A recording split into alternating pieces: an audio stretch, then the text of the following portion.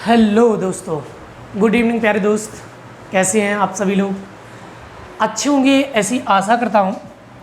देखिए मेरे प्यारे बच्चों, आप सभी लोग जानते हैं इस बात को कि ये जो हमारी क्लास होती है वो लगभग में शाम को 9 बजे से हमारी ये क्लास स्टार्ट होती है। और इस क्लास के बारे में आप सभी लोग जानते हैं कि ये क्लास हमारी जो होती है वो लगभग में शाम के 7 बजे शुरू होती है। मतलब 7 बजे ना हो करके कह सकते हैं 9 बजे स्टार्ट होती है। प्रॉपर ये क्लास हमारी 9 बजे स्टार्ट हो जाती है। लेकिन याद रखो ये क्लास स्पेशल हमारी किसके लिए चलाई जा रही है? तो याद रखिए ये क्लास हमारी स्पेशल खास करके रेलवे के उन विद्यार्थियों के लिए चलाई जा रही है।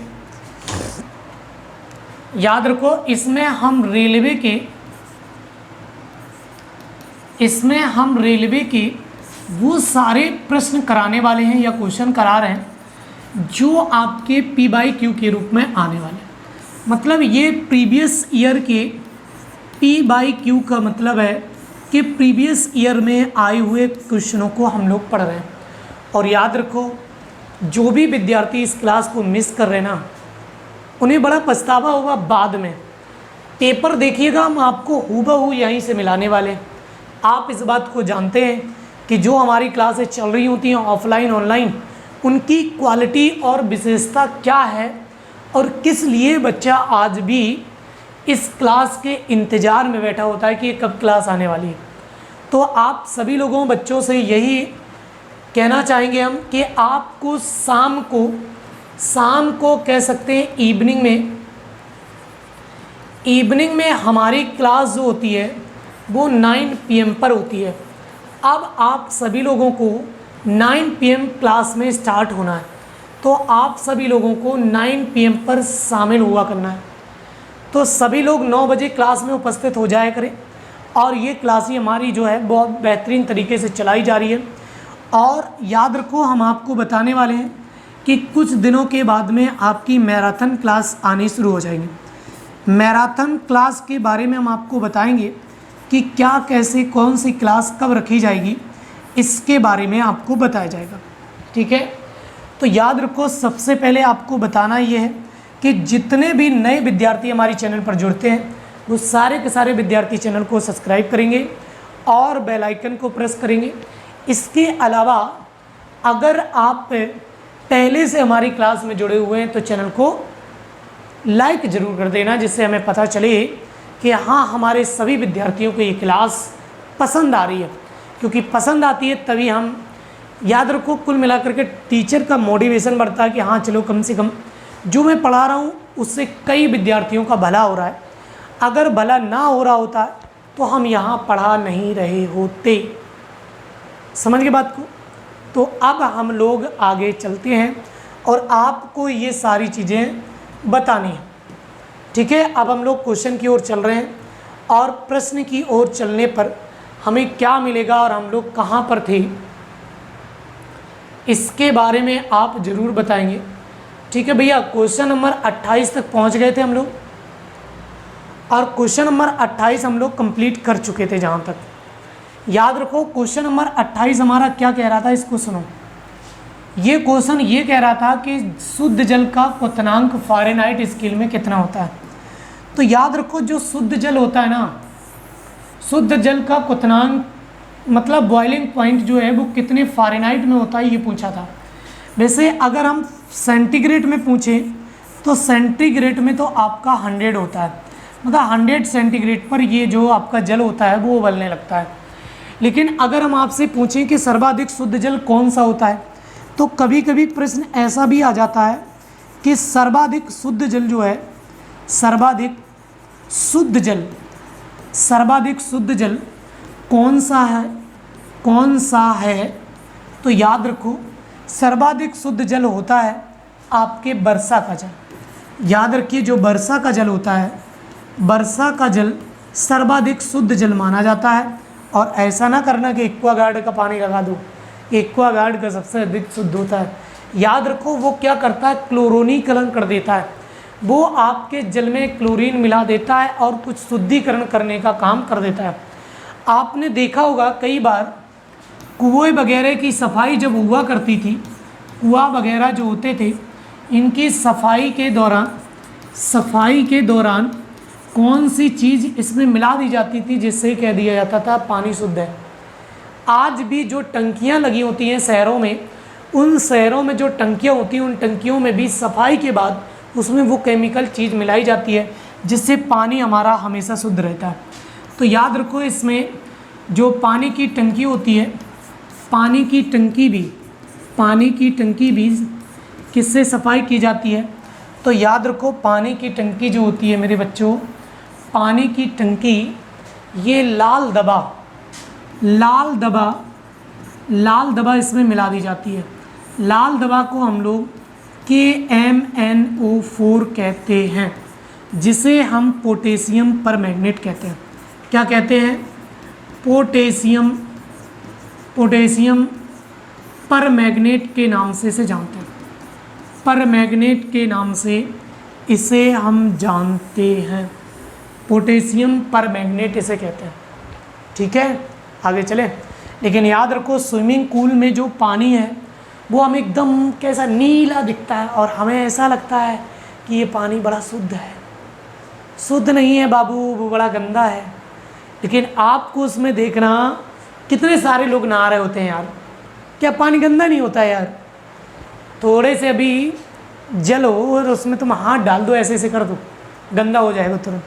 जबकि उसमें तो कितने सारे लोग नहा रहे होते हैं और राइडिंग वगैरह करते हैं।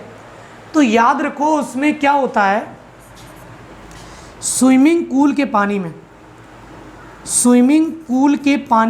स्विमिंग जो पूल होता है कि पानी में शुद्धिकरण के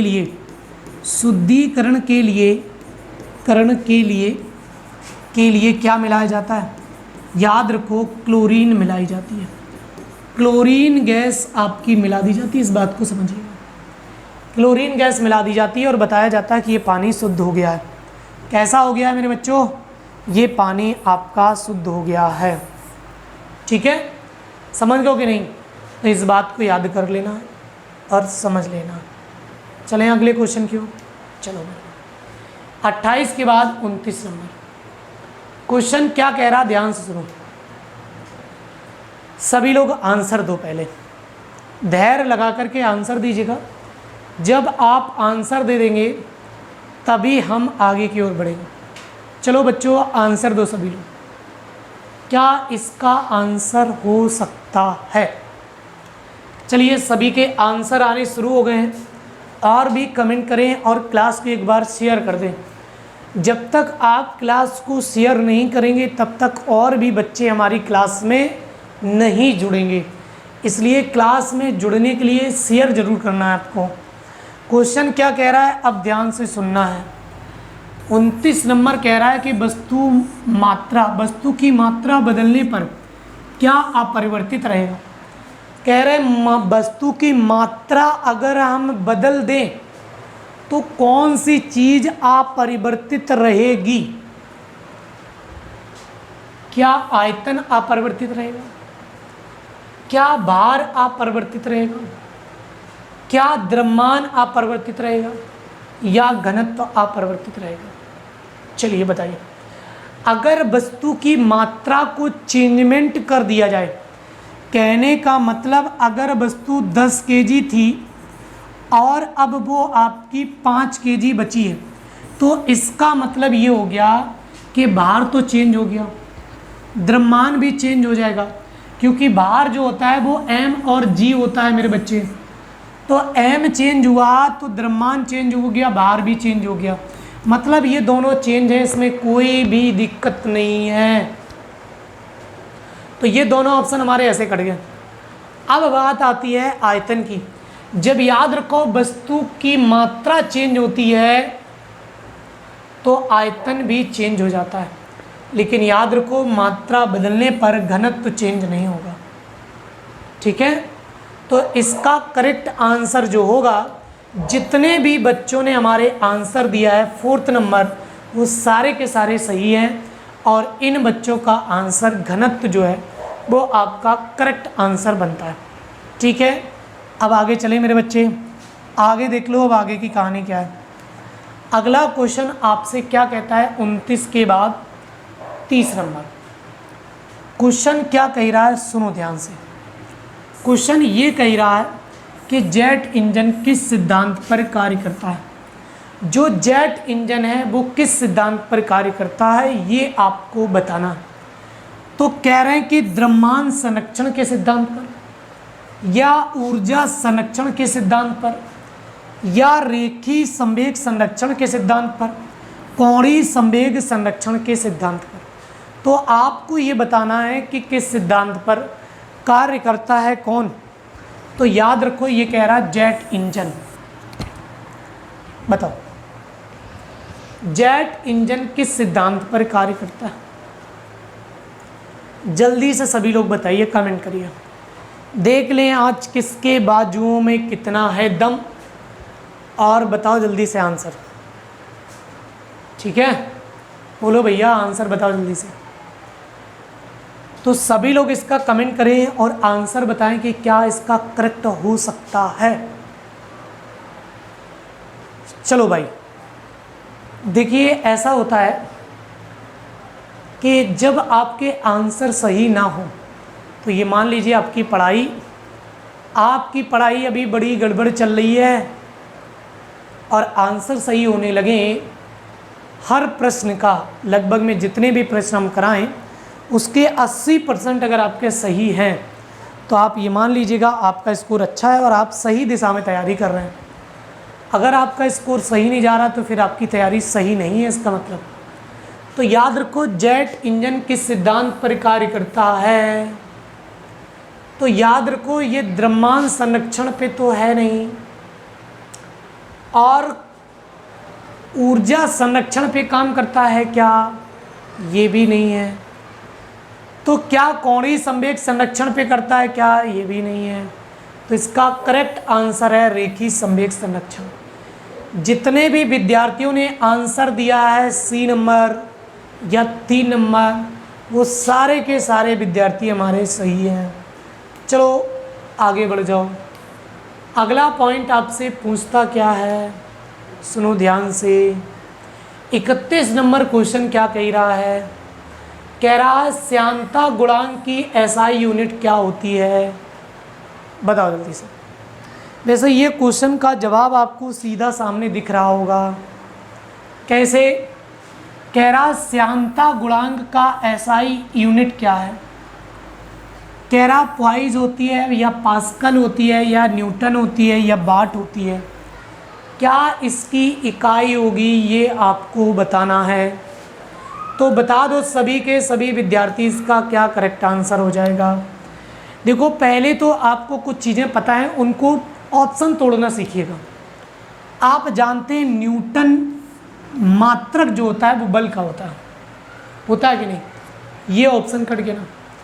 वाट जो होता है ये भी कट जाएगा क्योंकि ये भी आप जानते हैं शक्ति का मात्रक होता है। 1 हॉर्स पावर बराबर 746 वाट होते हैं।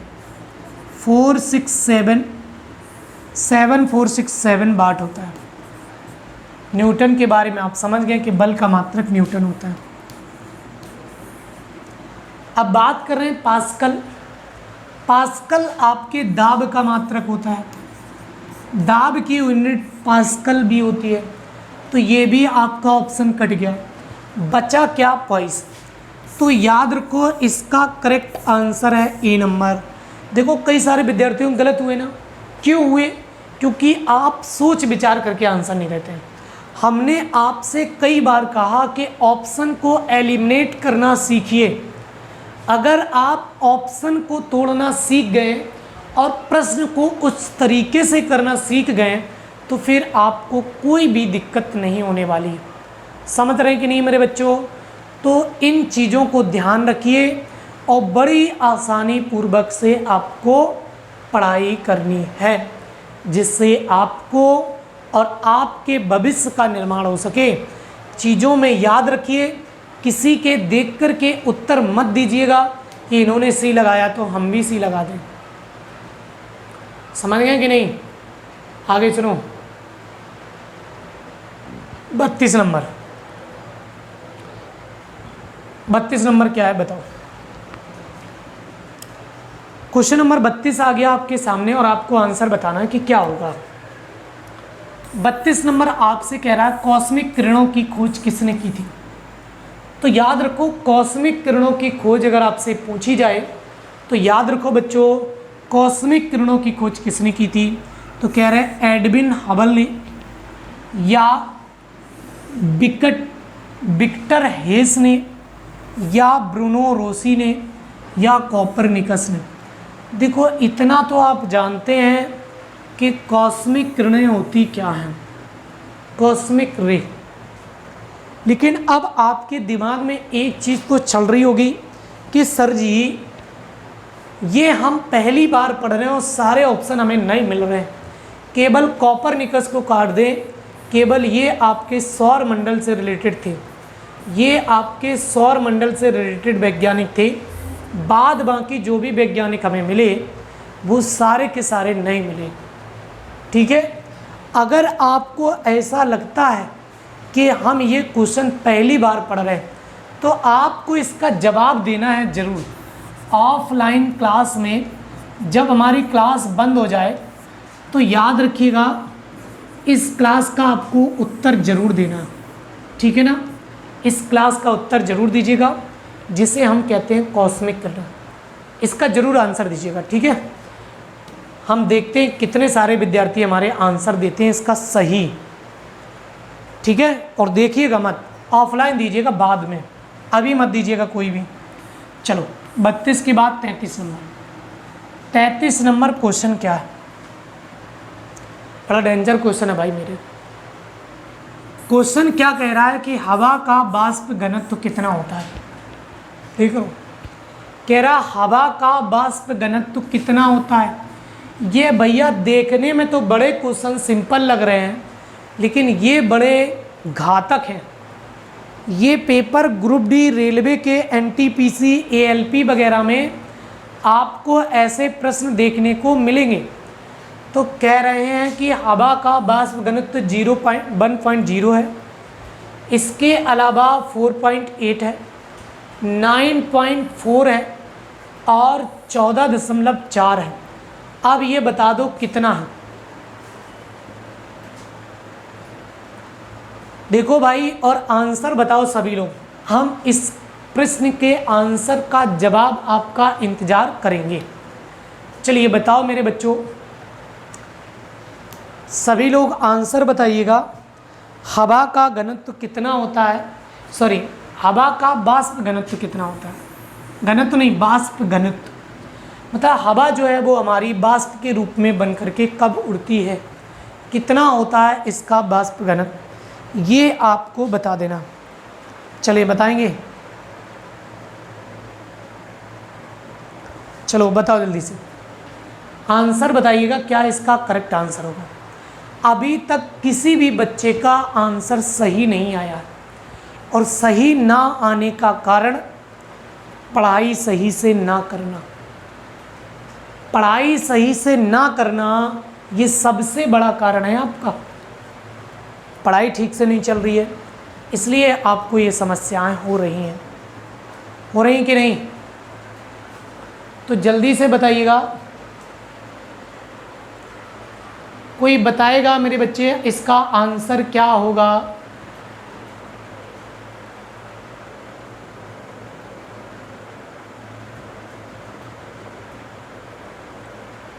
चलो भाई, कोई भी बच्चा इसका आंसर अभी तक नहीं दे पाया और हम ये मानते हैं कि ये बड़ा जटिल क्वेश्चन है।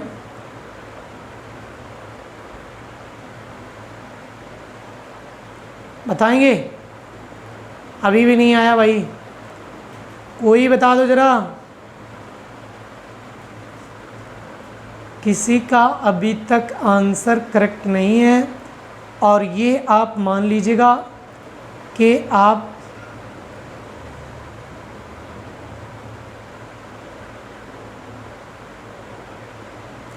इतना तो कंफर्म है कि जो क्वेश्चन है वो बड़ा कैसा है, डेंजरस टाइप का। ठीक है मेरे बच्चे, तो देखिएगा, अब हम आपको बताना ये चाहेंगे कि इसका क्या करेक्ट आंसर हो सकता है। तो ये दुविधा वाला क्वेश्चन है। कैसे? इसका ना तो 1.0 है, ना ही 9.4 है। कई किताबों में आपका 4.8 भी लिखा है, कई किताबों में 14.4 लिखा है। लेकिन ये प्रश्न आया है और आयोग ने सही किया था 14.4। समझ गए ना? तो इसका करेक्ट आंसर जो है वो 14.4 है। इस क्वेश्चन को देख करके आपकी जान खतरे में आ गई होगी भाई साहब, कि ऐसा सर जी क्वेश्चन 2 शब्दों का है, लेकिन इसने तो जान हमारी हल्के में अटका दी है कि नहीं भैया। चलो अब आगे देखो ज़रा, अगले क्वेश्चन 33 के बाद 34 की बात करेंगे। देखो ये क्वेश्चन क्या है मेरे बच्चों, ये क्वेश्चन यूपी पुलिस में भी आया था। अभी यूपी पुलिस में भी ये क्वेश्चन आया था और हमने आपको शिफ्ट में कराया भी था। लिखा था 34 नंबर क्वेश्चन। क्या कह रहा है क्वेश्चन? ये कह रहा था आरडीएक्स का पूर्ण रूप क्या है। देखो कह रहा है कि a number recently develop exclusive rectifier develop exclusive research develop exclusive, इनमें से कोई नहीं। बताओ आंसर बताइए सभी लोग, क्या इसका करेक्ट आंसर हो सकता है? देखिए अब इतना तो आप जान गए कि ये आरडीएक्स जो होता है वो एक खतरनाक परमाणु हथियार जैसा है। मतलब ये एक ऐसा हथियार है परमाणु के जैसा जो आरडीएक्स मतलब परमाणु ईंधन के रूप में शामिल होता है। तो इसका जो फुल फॉर्म होता है मेरे बच्चे, ना तो ए है ना ही बी है, इसका करेक्ट आंसर है सी नंबर। तो याद रखो रिसर्च डेवलपमेंट एक्सक्लूसिव जो है वो इसका आंसर हो जाएगा। चले आगे अगले क्वेश्चन की ओर चले। 34 के बाद 35 नंबर पे क्वेश्चन 35 आप बताएंगे क्या होगा।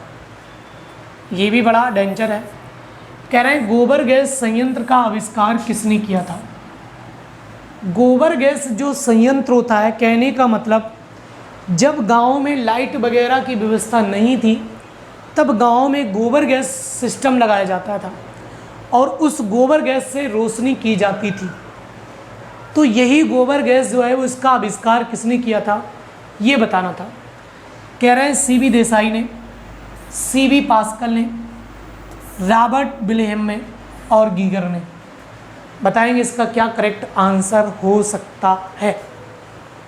चलिए मेरे बच्चे आंसर दीजिएगा,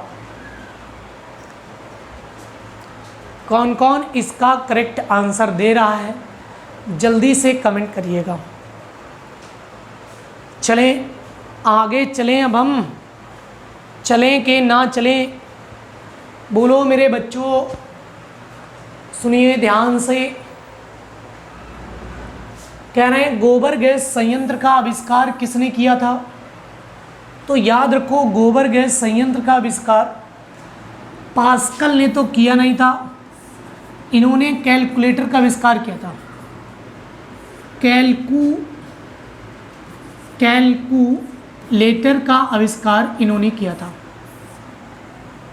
गीगर का कोई मतलब नहीं है यहाँ से। रॉबर्ट विलियम इन्होंने भी नहीं किया था और इसका आंसर है सीवी देसाई। सीवी देसाई ने गोबर गैस का आविष्कार किया था। और याद रखो जो गोबर गैस है मेरे बच्चों, गोबर गैस जो है ना ये आपकी वो गैस है, गोबर गैस आपका वो संयंत्र है। देखो आपसे पूछता ये है कि गोबर गैस का प्रमुख घटक किस गैस को माना जाता है। प्रमुख घटक किस गैस को माना जाता है, किस गैस को माना जाता है। तो बताओ जरा गोबर गैस को प्रमुख घटक किससे माना जाता है। तो करेक्ट आंसर बताइएगा कि गोबर गैस का प्रमुख घटक किसे माना जाता है, ये आप सभी लोगों को बताना। कमेंट करें सभी लोग। वैसे देखिए कमेंट आने शुरू हो गए हैं और हम देख रहे हैं कि कई सारे बच्चों के गलत हैं। अभी देखो ये होता कि जब आप कंटिन्यू तैयारी कर रहे होते ना, तब फिर आपकी तैयारी रिदम में रहती है। कई बच्चे पढ़ाई छोड़ करके फिर आ जाते हैं और फिर पढ़ने लगते हैं, तो इससे क्या होता है ना कि पढ़ाई का रिदम ख़राब हो जाता है।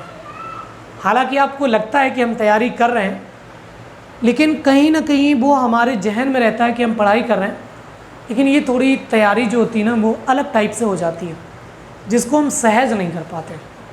तो याद रखो गोबर गैस संयंत्र का प्रमुख घटक किसे माना जाता है, तो याद रखो गोबर गैस संयंत्र का जो प्रमुख घटक है वो मीथेन को मानते हैं। किसे मानते हैं मेरे भाई? मीथेन गैस जो है वो गोबर गैस का प्रमुख घटक माना जाता है। चलें आगे अगले क्वेश्चन की ओर चलें कि क्या इसका आंसर हो सकता है।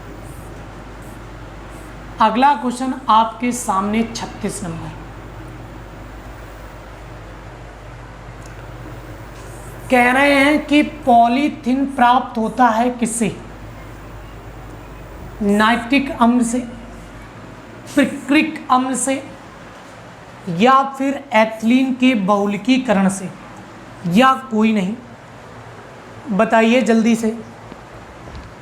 कह रहे हैं कि पॉलीथीन से प्राप्त होता है, नाइट्रिक अम्ल से प्राप्त होता है, पिक्रिक अम्ल से प्राप्त होता है, एथिलीन के बहुलकीकरण से प्राप्त होता है, या कोई नहीं। देखो वैसे ये आपके ऑप्शन देख के इस प्रश्न को आप आसानी से कर सकते हैं, और कई सारे विद्यार्थियों के हम देख रहे हैं कि आंसर आने शुरू हो गए हैं और सही आंसर भी दे रहे हैं, चलें बताइए आंसर दीजिएगा। और सभी लोग याद रखिएगा जब आपके सामने ऐसा क्वेश्चन आए तो नाइट्रिक अम्ल के बारे में आप जानते हैं भरपूर तरीके से कि नाइट्रिक अम्ल जो होता है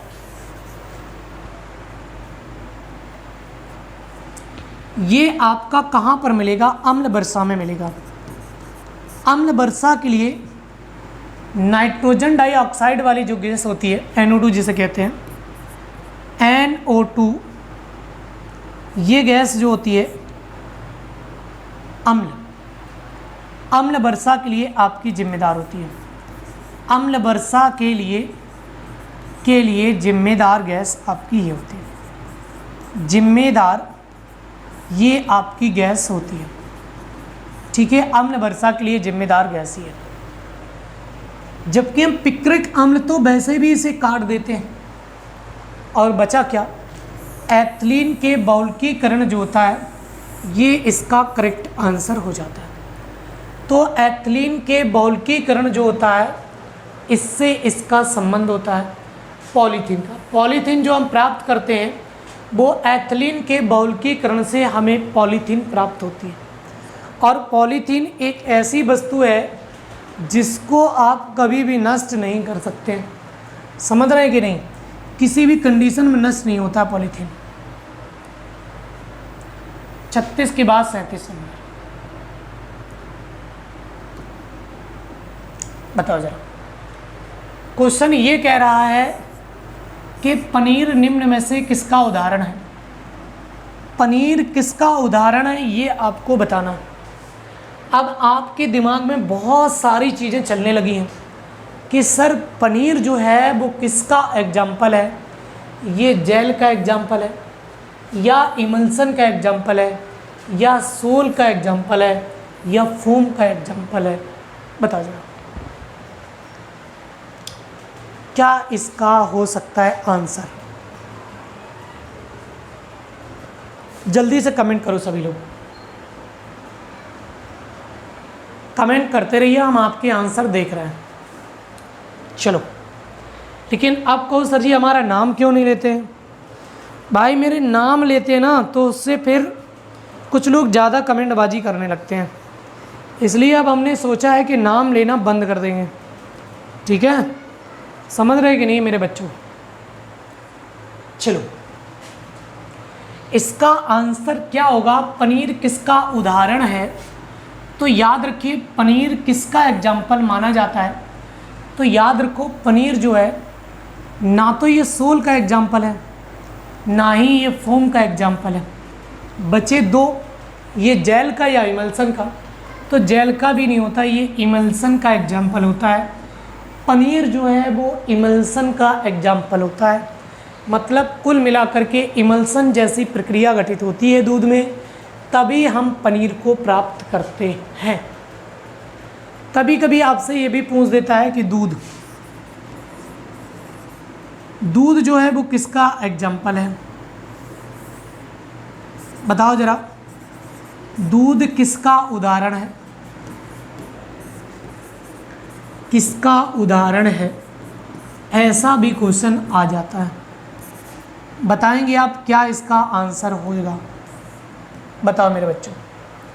37 के बाद 38 नंबर पे, 38 नंबर क्वेश्चन पे आ गए हैं और आपको बताना कह रहे हैं 38 नंबर, आवर्त सारणी में अक्षर W किस तत्व को प्रदर्शित करता है? आवर्त सारणी में एक W तत्व जो है वो किसे प्रदर्शित करता है? ये आपके सामने ऑप्शन लिखे। ऑप्शन में है टंगस्टन, बोस्टाइन, बोस्टाइड, बेरिलियम और पारा। जल्दी से बताइए। वैसे ये क्वेश्चन भी आप आसानी से कर रहे हैं। क्यों कर रहे हैं कि इसमें ऑप्शन ऐसे बनाए हैं उसने कि उन्हें आप तोड़ रहे हैं। और ऑप्शन हमने आपको बताया कि तोड़ना जिस दिन सीख गए उस दिन आप पेपर को सॉल्व करना सीख जाएंगे, ये गारंटी है। देखो टंगस्टन की अगर बात करें तो ये तो है ही नहीं क्योंकि इसका टीबी होता है। पारा के बारे में लेड, पारा जो होता है ये आपका नहीं होता है। इसके बाद में बेरिलियम जो होता है Be होता है। बचा कौन? बोस्टाइड। तो इसका करेक्ट आंसर जो है वो आपका 2 नंबर बन जाएगा। ये आपके ALP का क्वेश्चन है मेरे बच्चों, ठीक है। ये किसका क्वेश्चन है? ALP का क्वेश्चन है। चलें आगे, अब अगले क्वेश्चन की ओर चलिए। पारा मरकरी होता है ना, मरकरी। आगे देखो, देखो आपसे कहा जाता है 39 नंबर, मिल्क ऑफ मैग्नीशिया क्या है? कह रहे हैं कि जो मिल्क ऑफ मैग्नीशिया होता है ये है क्या, ये आपको बताना था। तो बताओ जल्दी से, मिल्क ऑफ मैग्नीशिया क्या है? आपसे कह रहा है कि देखो आपको आंसर देना होता है। जैसे हम क्वेश्चन खोले आप सभी लोगों के आंसर आने शुरू हो जाने चाहिए वहीं से। अगर आंसर नहीं दे रहे हैं तब भी गड़बड़ी है। तो आंसर आपको ज़रूर देना है, बगैर आंसर की कहानी बनेगी नहीं मेरे बच्चे, ठीक है। और सुनिए, कह रहा है कि magnesium carbonate, sodium bicarbonate, calcium hydroxide और मैग्नीशियम हाइड्रोक्साइड। बताओ, calcium hydroxide, magnesium hydroxide, magnesium carbonate, sodium carbonate, क्या इसका करेक्ट आंसर होगा ये आपको बताना है।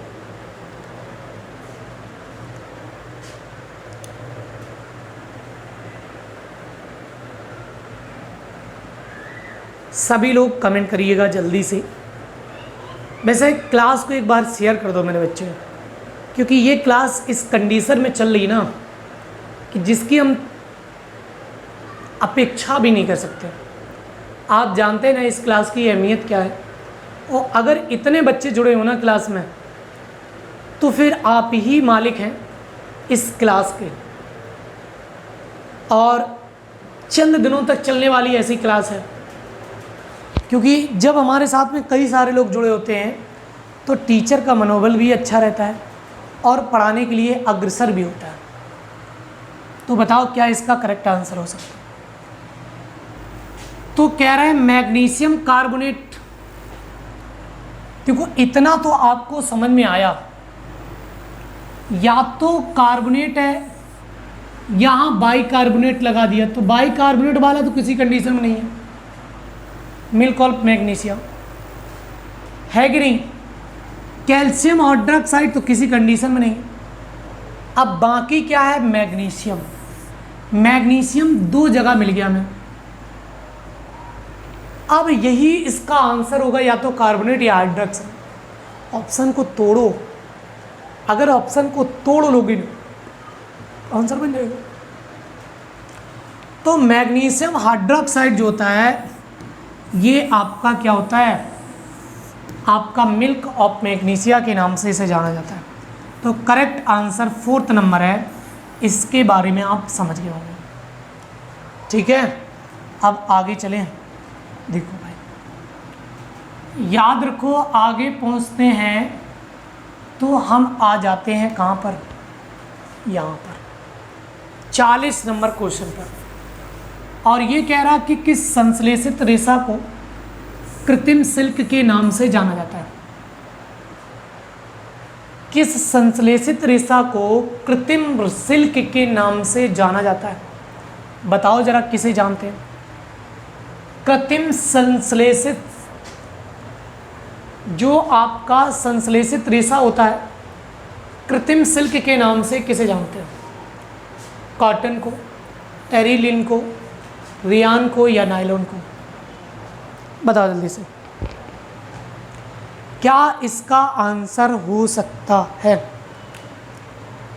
आंसर बताएंगे तभी कहानी आगे बढ़ेगी, और आंसर बता नहीं पाएंगे तो कहानी आगे नहीं बढ़ने वाली है कि नहीं। अब बताओ जल्दी से क्या है।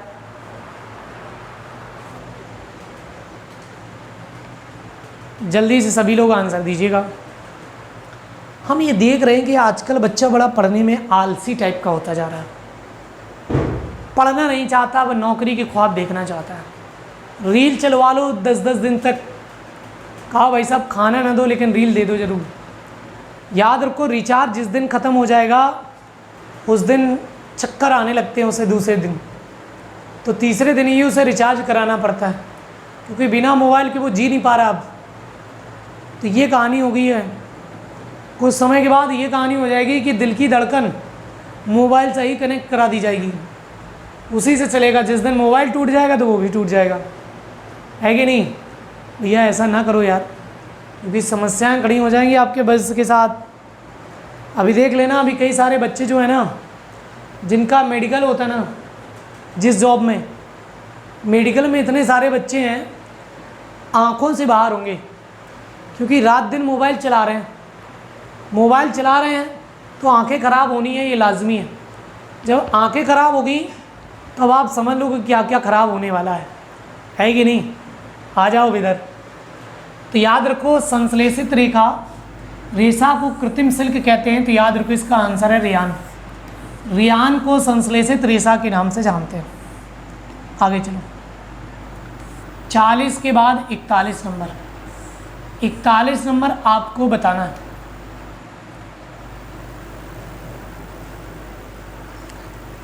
इकतालीस नंबर आपको बताना है एनटीपी पर किसी गैस के 1 मोल के बराबर आयतन होता है। कह रहे हैं कि एनटीपी पर किसी गैस के 1 मोल का आयतन कितना होता है। किसी गैस के 1 मोल का आयतन कितना होता है, 63.5 लीटर, 22 लीटर और 22.4 लीटर, या फिर 10 × 10 की पावर, देखो इसको कैसे लिखेंगे, 10 × 10 की पावर 5 लीटर, ऐसा बना हुआ है ये। ठीक है, अब आंसर बता दो मेरे बच्चे क्या होगा, आंसर बता दो जरा क्या होगा। अगर आप नहीं बता पा रहे हैं तो ये आपकी समस्या है, ये हमारी समस्या नहीं है मेरे बच्चे। तो हम आपसे यही कहना चाहेंगे कि आपको इतनी तन-मन धन से तैयारी करनी है कि आपके ये सारे क्वेश्चन सही होने लगे। ठीक है, तो ये क्लास का समय हो चुका है।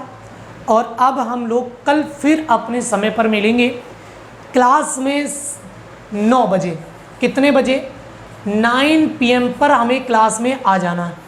तो सभी मेरे प्यारे बच्चे 9 PM पर क्लास में आइएगा। बाद बाकी जैसे क्लास चलती थी वैसे क्लास आपकी डेली चल रही है। क्लास की टाइमिंग शाम को 9 बजे रखी गई है, तो सभी विद्यार्थी 9 बजे क्लास में ज़रूर जुड़ा करें, ठीक है। तो सभी विद्यार्थी आंसर ज़रूर दिया करें डेली, और जो भी विद्यार्थी नए जुड़ते हैं हमारे क्लास में वो सब्सक्राइब जरूर करें चैनल को, ठीक है। तो सभी विद्यार्थियों को thank you, all the best, good night सभी को।